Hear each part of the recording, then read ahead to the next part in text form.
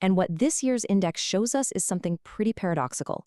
While the world as a whole is actually seeing its lowest levels of terrorism in a decade, some places are facing a crisis that's getting worse.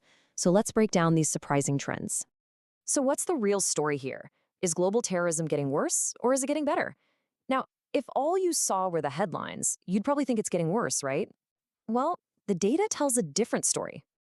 Okay, so the big headline number is this, a drop of 28%. That is a huge dip. But what exactly is that a drop in? That 28%, that's the fall in the total number of deaths from terrorism across the entire globe in 2025.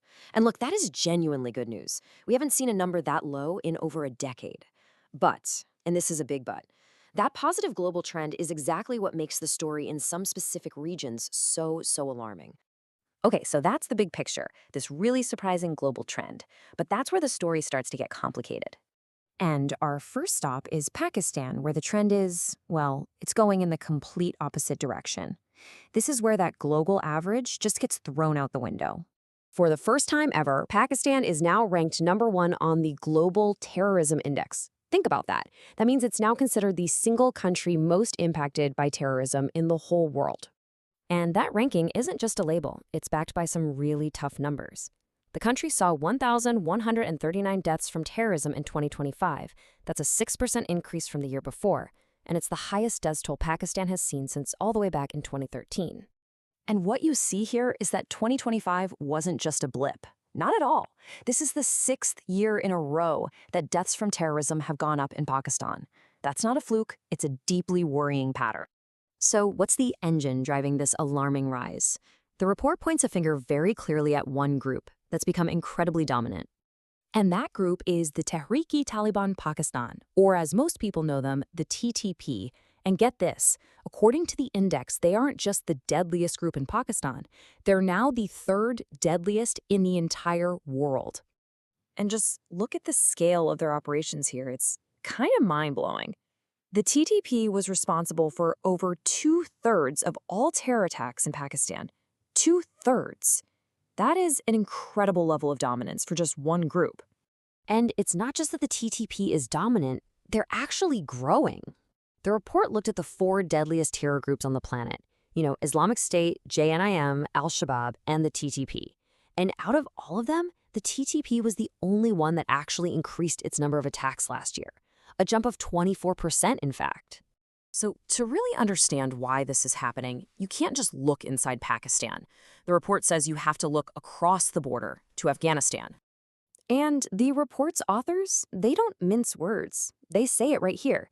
The Afghan Taliban's rise to power had a profound impact on Pakistan's security and stability. That's a really strong statement. So how did that happen exactly? Well, the report breaks it down. Suddenly, the TTP had new means and motivation, new weapons. They were able to expand their geographic reach and just get better at what they do. Their operational efficiency went up. And the end result? A huge spike in violent extremism.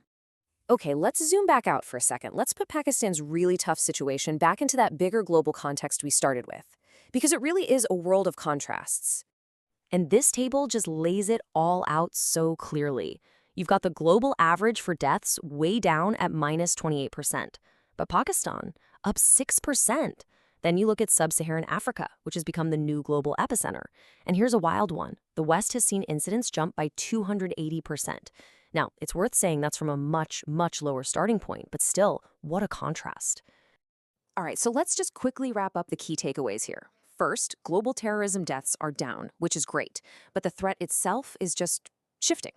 Second, Pakistan is now, for the first time, the country most impacted by all this. Third, the big reason for that is the resurgent TTP. And finally, you really can't understand what's happening in Pakistan without looking at the major catalyst next door in Afghanistan. And that leaves us with a really critical question. The map of global terror is literally being redrawn in front of our eyes. And while that global decline is good news, for a country like Pakistan, the challenge has never been more intense. So the big question isn't just if they can turn this 6-year trend around, it's how. What's it going to take? And maybe more importantly, what happens if they can't?